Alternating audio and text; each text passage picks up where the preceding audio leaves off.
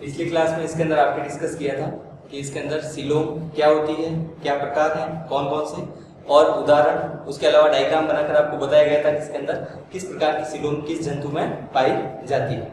और वर्गीकरण का आधार इसके अंदर किस प्रकार से होगा, क्योंकि सभी जंतु जो इसके अंदर कह सकते हैं अलग अलग प्रकार की सीलोम पाई जाती है, अलग अलग प्रकार की सीलोम है, जिस प्रकार की है उसको उसके अंदर कह सकते हैं उस अनुसार रखा जाता है। आगे आप बात करते हैं नेक्स्ट, इसके अंदर कह सकते हैं वर्गीकरण के आधार की। वर्गीकरण का आधार एक तो समिति के बारे में पढ़ा, या विखंडन के बारे में पढ़ा, या संगठन के स्तर, या इसके अंदर कह सकते हैं सीलोम है जिसे देखुआ कहा जाता है। एक और जैसे इसके अंदर वर्गीकरण का आधार होता है जिसे कहा जाता है एम्ब्रियोजेनी, या जिसे कहा जाता है भ्रूणोद्भव। एम्ब्रियोजेनी या जिसे कहा जाता है भ्रूणोद्भव, या भ्रूण का इसके अंदर कह सकते हैं निर्माण किस प्रकार से होता है, उसके अनुसार भी अलग अलग प्रकार से इसके अंदर जंतु को रखा जाता है। इसमें इसके अंदर फर्स्ट बात करते हैं जनन स्तर, या जिसे कहा जाता है जर्मिनल लेयर। जनन स्तर या जिसे सेकंड इसके अंदर या इसे कहा जा सकता है जर्मिनल लेयर। तीन प्रकार के जनन स्तर आता है, जर्मिनल लेयर या जिसे कहा जाता है जनन स्तर। तीन प्रकार के जनन स्तर इसके अंदर पाए जाते हैं जो कि पहले भी बता चुके हैं, एक्टोडर्म, एंडोडर्म और मेसोडर्म, या जिसे इसके अंदर कह सकते हैं वही जनन स्तर या मध्य जनन स्तर, या थर्ड इसके अंदर जिसे कहा जा सकता है इसका अंतर जनन स्तर। तो तीन जनन स्तर यदि कह सकते हैं किसी जंतु में पाए जाते हैं तो ऐसे जंतु को इसके अंदर कहा जाता है ट्रिप्लोब्लास्ट, या जिसे कहा जाता है त्रिकोरक। ट्रिप्लोब्लास्टिक या त्रिकोरक जंतु, जिसमें इसके अंदर तीन जनन स्तर पाए जाते हैं, या इसके अंदर कह सकते हैं जर्मिनल लेयर जो इसके अंदर पाई जाती है वह 3 होती है। जो जंतु जिसमें 2 जनन स्तर पाए जाते हैं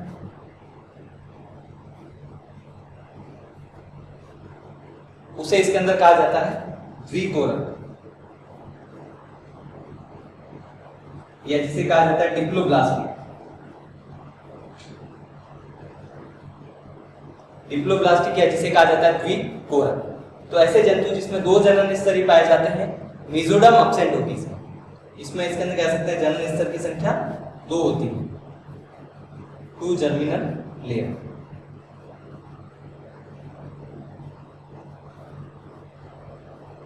तो इसमें मेसोडर्म नहीं पाई जाती,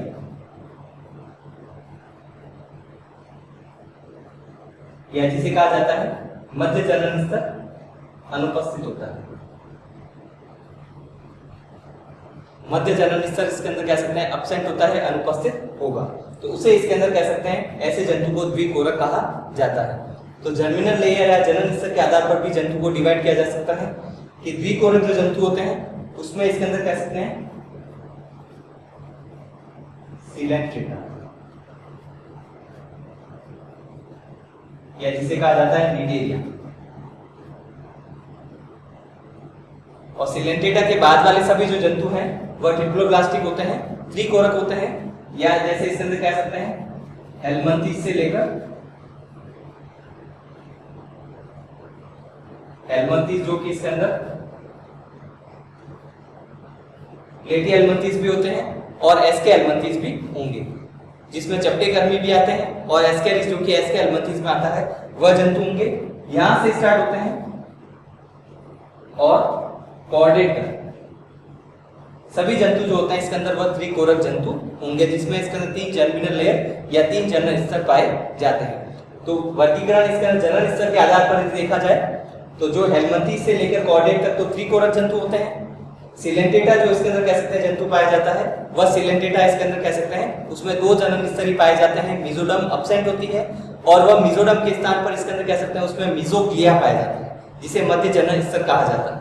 तो इस प्रकार से इसके अंदर कह सकते हैं कि वर्गीकरण का जो आधार है जर्मिनल लेयर, वह इसके अंदर कह सकते हैं जंतु को 2 भागों में डिवाइड कर सकती है, ट्रिप्लोब्लास्टिक और डिप्लोब्लास्टिक एनिमल। सेकंड इसके अंदर भ्रूणोद्भव, या इसके अंदर कह सकते हैं जो भ्रूण का निर्माण होता है, एक तो हो गया जर्मिनल लेयर के आधार पर, सेकंड हो सकता है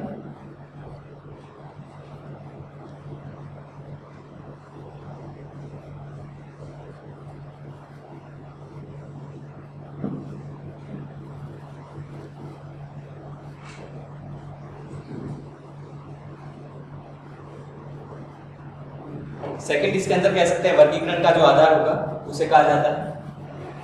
भ्रूणोद्भव के अंतर्गत ही आता है, इसे कहा जाता है क्लीवेज या जिसे कहा जाता है वितलन। भ्रूणोद्भव की बात कर रहे हैं, एम्ब्रियोजेनी की बात की, तो इसमें निषेचन के बाद में जो भी क्रिया होती है, वितलन है या ब्लास्टुला का बनना है या गैस्ट्रुला का बनना है, जिसमें 3 जनन स्तर बनते हैं गैस्ट्रुलेशन में, और उसके बाद में इसका नए जंतु का निर्माण होता है। तो इस प्रकार से जब जंतु का इसके अंदर निर्माण होगा तो निषेचन के बाद में जो क्रिया होती है उसको वितलन कहा जाता है या जिसे कहा जाता है विभाजन। और विभाजन किसका होता है? जाइगोट का, या जिसे कहा जाता है निषेचित अंडाणु, या जिसे कहा जाता है फर्टिलाइज्ड एग। इसको इसका युग्मनज भी कहते हैं। हिंदी में इसके अंदर या तो कह सकते हैं निषेचित अंडाणु, जो अंडाणु या इसके अंदर एग होता है उसका जब फर्टिलाइजेशन हो जाता है उसे जाइगोट कहा जाता है, या जिसे हिंदी में युग्मनज भी कहते हैं।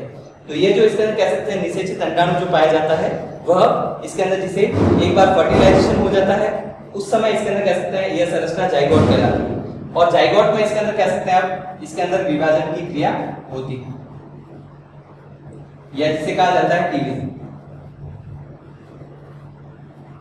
डिवीजन या जिसे कहा जाता है विभाजन। तो इसके आधार पर भी इसके अंदर कह सकते हैं विभाजन किस प्रकार का होगा, यह मुख्य रूप से निर्भर करता है। वितरण या विभाजन डिपेंड करता है किस पर निर्भर करता है?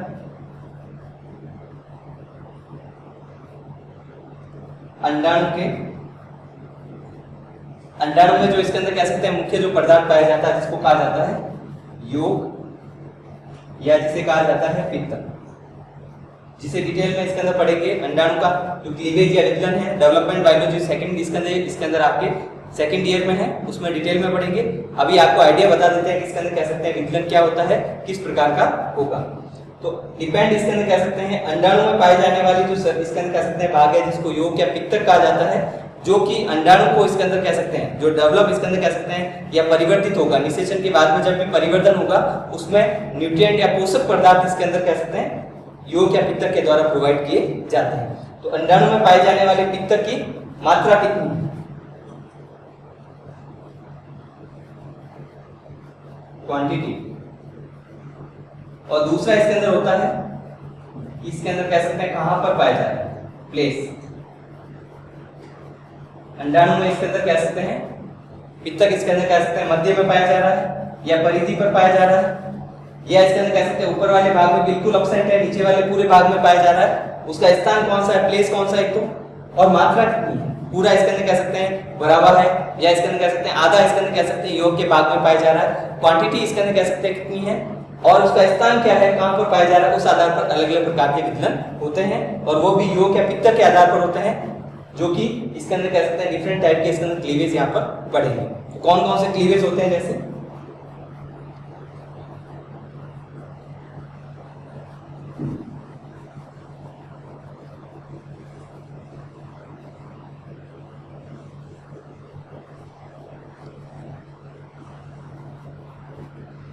क्लीवेज के कौन कौन से प्रकार होते हैं उसके बारे में यदि बात करें,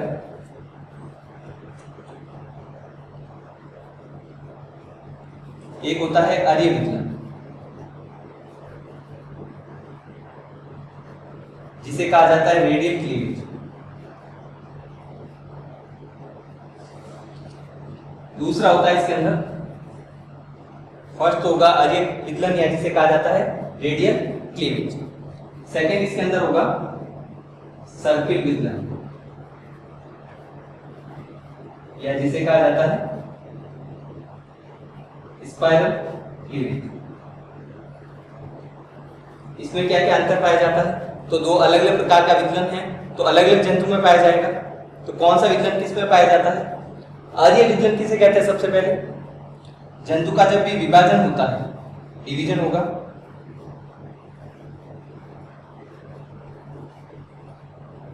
विभाजन के बाद में एक सेल होगा, उससे 2 सेल बनेगी, 2 सेल का विभाजन होगा तो उससे 4 सेल बनते हैं, और 4 सेल का जब डिवीजन होता है उससे 8 सेल बनती है। 4 सेल का डिवीजन होता है उससे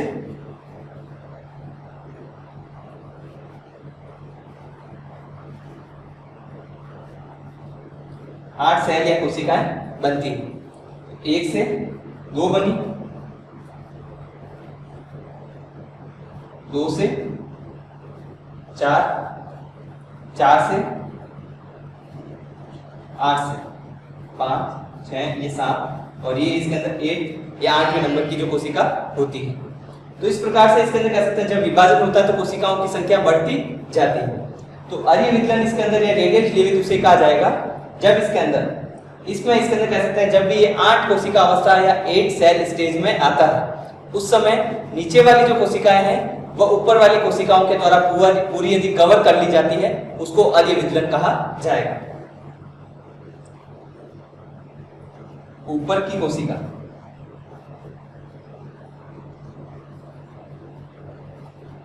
ऐसे कह सकते हैं इसके अंदर नीचे की जो लेयर है, ऊपर की कोशिका जो है या ऊपर की इसके अंदर जो लेयर में पाई जाती है,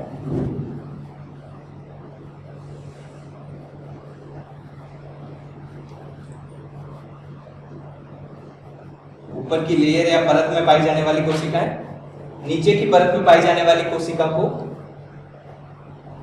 कवर कर देती है, उसे कहा जाता है अर्य विकलन या रेडियल क्लीवेज। जैसे इसमें बड़ी कोशिकाएं इसके अंदर कह सकते हैं जैसे इसमें पाई जा रही है, 2 कोशिकाएं इसके अंदर कह सकते हैं जो ऊपर की ओर है, 2 इसके अंदर कह सकते हैं नीचे की ओर। 4 कोशिकाएं, 4 कोशिकाओं को 4 इसके अंदर अन्य कोशिकाओं के द्वारा इसके अंदर कह सकते हैं जब कवर कर लिया जाता है और नीचे की कोशिकाएं इसके अंदर नहीं दिखाई देती है, सभी समान आकार की कोशिकाएं जैसे है टेबल पर जैसे 4 बॉल को रख दिया जाए, स्मॉल इसके अंदर साइज की बॉल को रख दिया जाए, 8 जो इसके अंदर कह सकते हैं बॉल आप लेते हैं, 4 सेल इसके अंदर कह सकते हैं 4 सेल या बॉल लेंगे तो उसको इसके अंदर कह सकते हैं टेबल पर रखिए, ऊपर इसके अंदर जस्ट ऊपर की ओर बिल्कुल इसके अंदर कह सकते हैं ऊपर की ओर उस पर 4 सेल या उसके अंदर बॉल रखिए। ऊपर वाली इसके अंदर कह सकते हैं जो बॉल है नीचे वाली बॉल को कंप्लीटली कवर कर देती है। तो ऐसा जो क्लीवेज होगा, जो विभाजन होगा या विकलन होगा, उस क्लीवेज या विकलन को कहा जाता है रेडियल क्लीवेज या जिसे कहा जाता है अर्य विकलन। तो यहां पर कह सकते हैं कि जो upper cell layer cover lower cell layer, और इस प्रकार का जो विकलन है अर्य विकलन जिसे कहा जाता है यह पाया जाता है स्पॉन्ज जो कि पॉलीफेरा के जंतु होते हैं, और सेकंड इसके अंदर पाया जा सकता है, उदाहरण की बात करें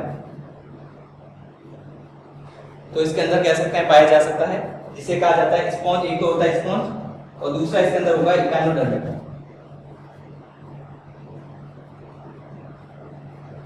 जो कि अंतिम अकशेरुकी जंतु का संघ। इसमें एस्टेरियस भी आता है, स्टार जैसे इसके अंदर फिश भी जिसे कहा जाता है। तो अलग अलग प्रकार के जंतु इसमें पढ़ेंगे जो कि इकाइनोडर्मिटा के अंतर्गत आते हैं। और स्पॉन्ज जो होता है इसके अंदर सेकंड जो एनिमल है इसके अंदर पॉलीफेरा का जंतु जो स्पॉन्ज है उसमें भी जो क्लीवेज या विकलन पाया जाता है तो उसे इसके अंदर रेडियल क्लीवेज कहा जाता है। तो वर्गीकरण इसके अंदर कह सकते हैं जो क्लासिफिकेशन है, वर्गीकरण का आधार इसके अंदर जैसे इसमें क्लीवेज है तो यह इसके अंदर जो इसके अंदर सेल है जब एम्ब्रियो डेवलप हो रहा है उसको भी इसके अंदर कह सकते हैं अलग अलग संघ में। पॉलीफेरा में, इकाइनोडर्मिटा में तो विकलन अर्य पाया जाता है जिसे रेडियल क्लीवेज कहा जाता है। सेकंड इसके अंदर होगा जिसे कहा जाता है सर्पिल विकलन। ये क्या होगा?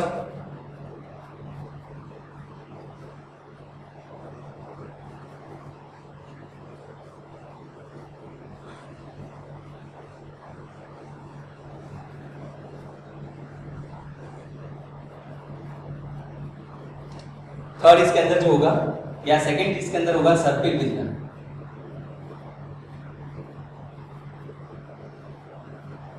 या जिसे कहा जाता है स्पाइरल क्लीवेज।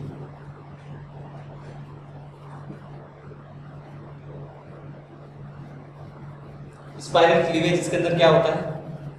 इसमें भी इसके अंदर कह सकते हैं कोशिकाओं का विभाजन होगा। कोशिकाओं के विभाजन के बाद 4 से 8 कोशिकाएं बनी। इसके बिल्कुल विपरीत अरीय जो इसके अंदर विदलन होता है, इसके बिल्कुल अपोजिट इसके अंदर जो कोशिकाओं का विभाजन होगा उसमें भी 4 कोशिका से 8 बनेगी, इसमें भी 4 से 8 कोशिका ही बनती है। लेकिन ये कोशिकाएं इसके अंदर कह सकते हैं बिल्कुल ऊपर की ओर नहीं पाई जाकर बीच के खाली स्थान में पाई जाती है।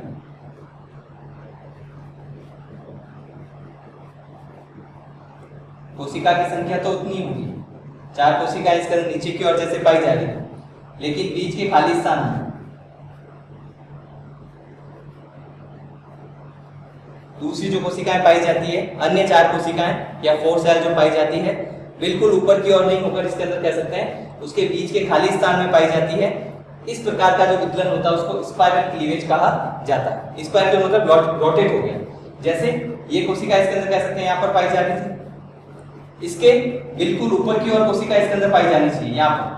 यहाँ पर कोशिकाएं जैसे इसके अरी विदलन में पाई जा रही थी, लेकिन इसमें स्पाइरल हो गया या इसके अंदर कह सकते हैं रोटेशन हो गया, घूर्णन हो गया। घूर्णन के कारण इसके अंदर कह सकते हैं यह इसके अंदर कह सकते हैं इस स्थिति से यहाँ पर आ जाती है। तो सब कोशिकाएं जो इसके अलग अलग स्थान पर पाई जा रही थी उसका रोटेशन होकर वो उस इसके अंदर कह सकते हैं कोशिका के बीच में पाए जाने वाले एम्प्टी स्पेस या खाली स्थान पर पाई जाती है। इस कारण इस प्रकार के विदलन को स्पाइरल क्लीवेज कहा जाता है। तो इसमें जैसे इसके अंदर बात करें तो यह विदलन किसमें पाया जाता है? पहले इसके अंदर कह सकते हैं इस स्थान पर पाई जा रही थी,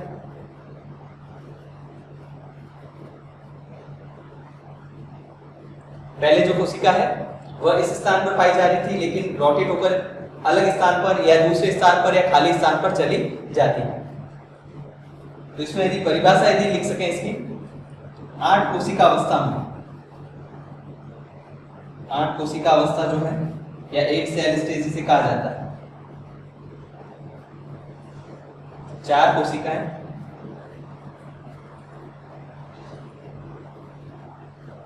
अन्य 4 कोशिकाओं के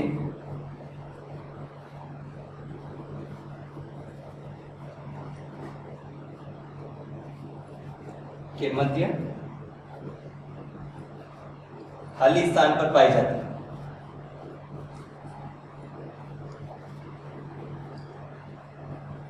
तो इसमें कह सकते हैं कि जो 4 कोशिकाएं हैं वो अन्य 4 कोशिकाओं को पूरा कवर नहीं करती।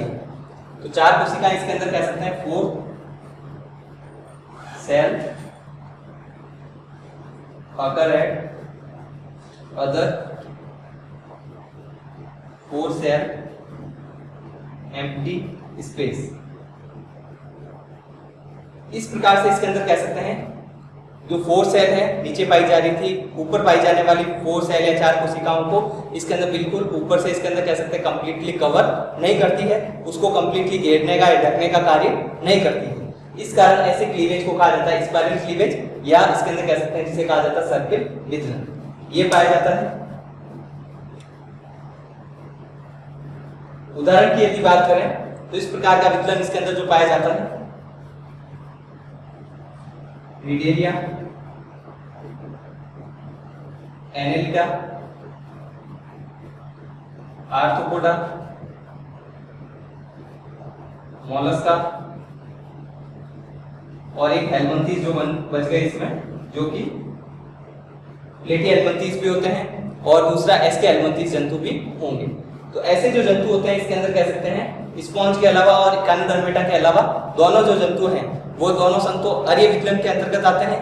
और स्पाइरल क्लीवेज में इसके अंदर निडेरिया, एनेलिडा, आर्थ्रोपोडा, मोलस्का और इसके अंदर कह सकते हैं हेलमिंथीज आते हैं। दूसरा एक और प्रकार हो सकता है विदलन का इसके अंदर, जो कि विदलन में इसके अंदर प्रकार में भी पढ़ेंगे वापस कि किस प्रकार से इसके अंदर कह सकते हैं क्लीवेज और अन्य प्रकार का कौन सा हो सकता है।